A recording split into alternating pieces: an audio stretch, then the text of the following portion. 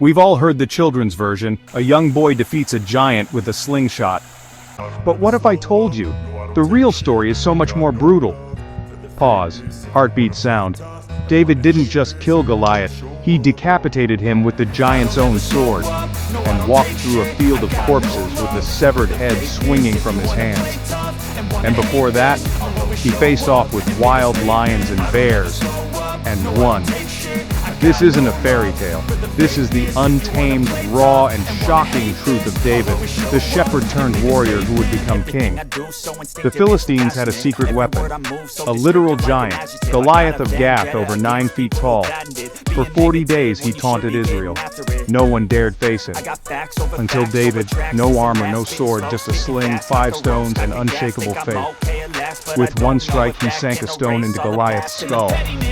The giant fell, but David didn't stop there. He stood over his fallen enemy, drew the giant's own sword, and cut off his head. He then lifted that head for all to see, a gruesome trophy of God's victory through him. This was no quiet win. It was bloody, public, unforgettable. The Philistines ran in terror. The boy had become a legend. But how could a teenager face a giant with such confidence? Because he'd already fought far worse, in the wild, alone. David wasn't just a musician, he was a lion slayer, a bear slayer. When predators attacked his father's flock, David didn't flee. He hunted them down, pulled lambs from their mouths, and killed them with his hands. No help, no armor, no applause, just grit, faith, and raw courage. He told King Saul, "I've killed lions and bears. This uncircumcised Philistine will fall just the same."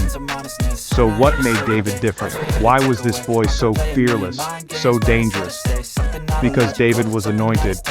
When the prophet Samuel poured oil over his head, the Bible says the Spirit of the Lord came powerfully upon him.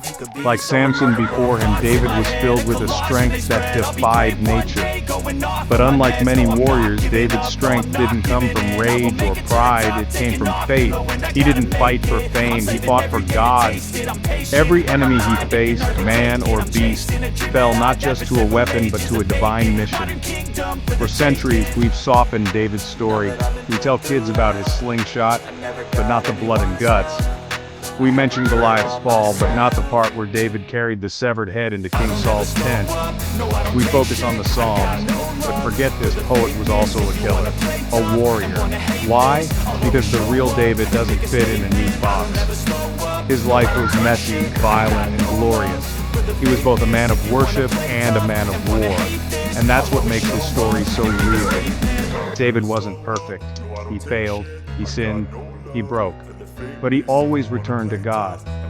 He was called a man after God's own heart, not because he was gentle, but because he never stopped pursuing the truth, even through violence, sorrow, and war.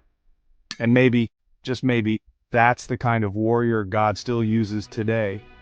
So what giant are you facing, and are you willing to fight like David did?